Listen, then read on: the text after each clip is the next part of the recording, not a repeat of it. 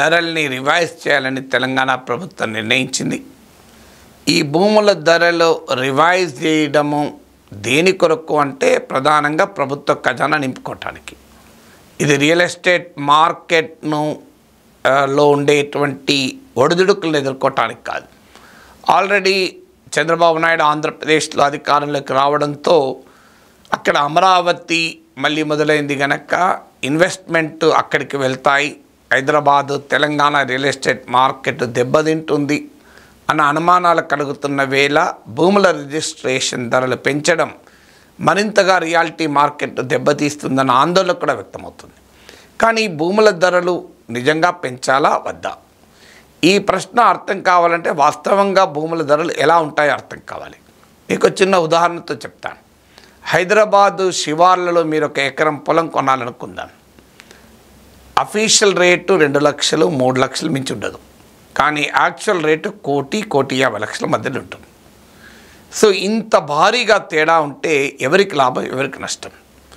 నాలాంటి మీలాంటి నిజాయితీగా ఉద్యోగం చేసి లేదు చట్టబద్ధమైన కార్యకలాపాల ద్వారా మాత్రమే డబ్బు సంపాదించిన వాళ్ళం.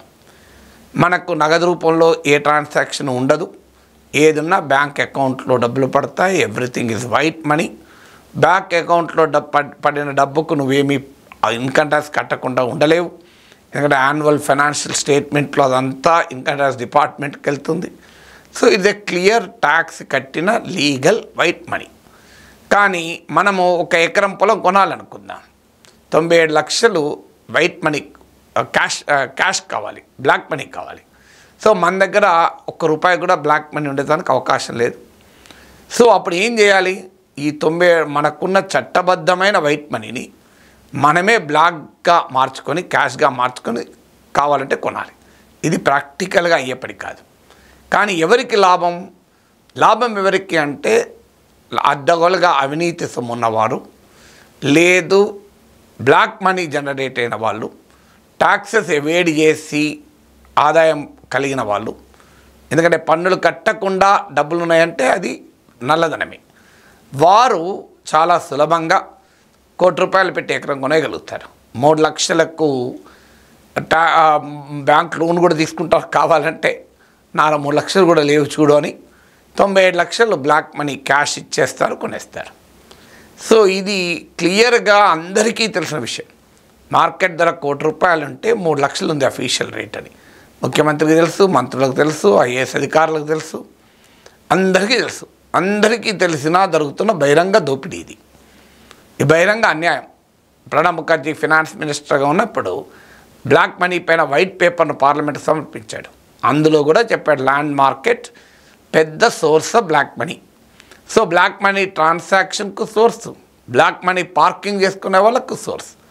నీకు 10 కోట్ల బ్లాక్ మనీ ఉన్నా సింపుల్గా ఒక 10 ఎకరాలు కొన్నామనుకోండి, 30 లక్షలు చట్టబద్ధంగా డబ్బులు ఎవరికైనా ఉంటాయి. ఒక సీనియర్ అధికారులకు కానీ రాజకీయ నాయకులకు లేదంటే లోన్ తీసుకోవచ్చు. కానీ 10 కోట్ల బ్లాక్ మనీని 10 ఎకరాల ల్యాండ్ కొని అందులో పోసేయచ్చు. సో అల్టిమేట్గా లీగల్గా చట్టానికి లోబడి చట్టానికి విధేయుడై పన్ను కడుతున్న వాడేమో కొనలేడు, చట్ట విరుద్ధంగా అక్రమ సంపాదన ఉన్నవాడు కొనగలుగుతాడు. సో ల్యాండ్ ప్రైసెస్ ఇలా ఉండవచ్చా? ఇప్పుడు ఈ ఉదాహరణ చెప్తే మనకేమనిపిస్తుంది? వెంటనే భూముల ధరలు పెంచాల్సిందే, 3 లక్షలు ఉండకూడదు, మార్కెట్ ధర ₹1,00,00,000 అనకాన ప్రతిసారి 1,00,00,000 ఉండదు, వొలటైల్గా ఉంటుంది కనుక 50 లక్షలు 60 లక్షలు ఉండాలి. అప్పుడు ప్రభుత్వానికి ఆదాయం వస్తుంది, చట్టబద్ధంగా సంపాదించిన వాడు ప్రజలకు లాభపడతాడు. అఫ్కోర్స్ ఎవరైనా ఆర్గ్యూ చేయొచ్చు, బ్లాక్ మనీ వల్లనే రియల్ ఎస్టేట్ ఈ గ్రోత్ ఉంది, ఒక్కసారి బ్లాక్ మనీ ఆపేస్తే రియల్ ఎస్టేట్ గ్రోతే ఆగిపోతుందని. ఇనీషియల్గా నిజం కావచ్చు. అందువల్ల అన్ని చెప్పి మనము దొంగతనాన్ని చట్టబద్ధం చేద్దామా? మీరు ఎవరైనా దొంగతనం చేయండి, దాని మీద ఇన్కమ్ ట్యాక్స్ కట్టండి, లేదా దొంగతనం థెఫ్ట్ ట్యాక్స్ కట్టండి. మీరు ₹1,00,00,000 దొంగతనం చేయండి, 30 లక్షల ట్యాక్స్ కట్టండి, 70 లక్షలు అనుభవించండి అని చెప్పగలమా?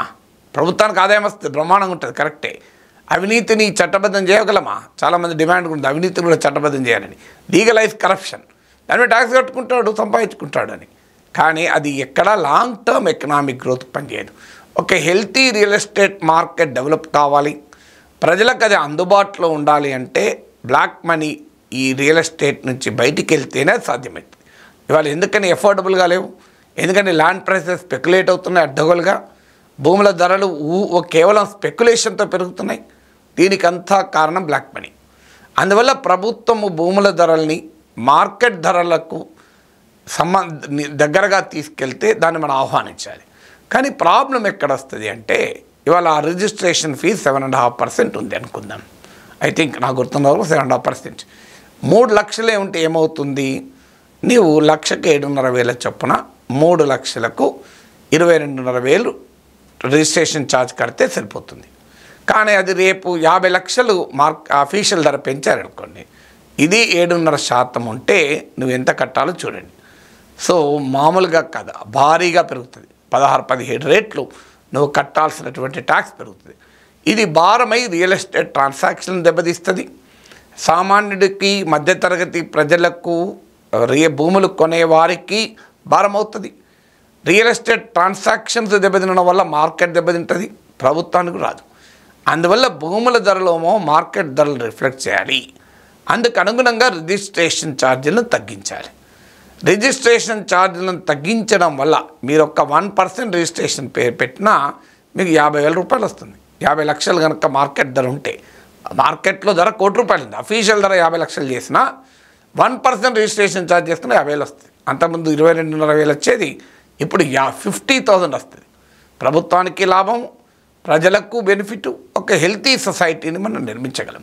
అందువల్ల భూముల ధరలు పెంచకూడదా అంటే, ప్రభుత్వానికి ఆదాయం రావడం కొరకు కాదు, రియల్ ఎస్టేట్ మార్కెట్లో బ్లాక్ మనీని తొలగించి, ల్యాండ్ మార్కెట్లో స్పెక్యులేషన్ నివారించి, నిజాయితీగా సంపాదించే డబ్బుతో భూమి కొనాలనుకునే, అపార్ట్మెంట్ కొనాలనుకునే, ప్రాపర్టీ కొనాలనుకునే వారికి న్యాయం చేసే విధంగా ల్యాండ్ ప్రైసెస్ ఉండాలి.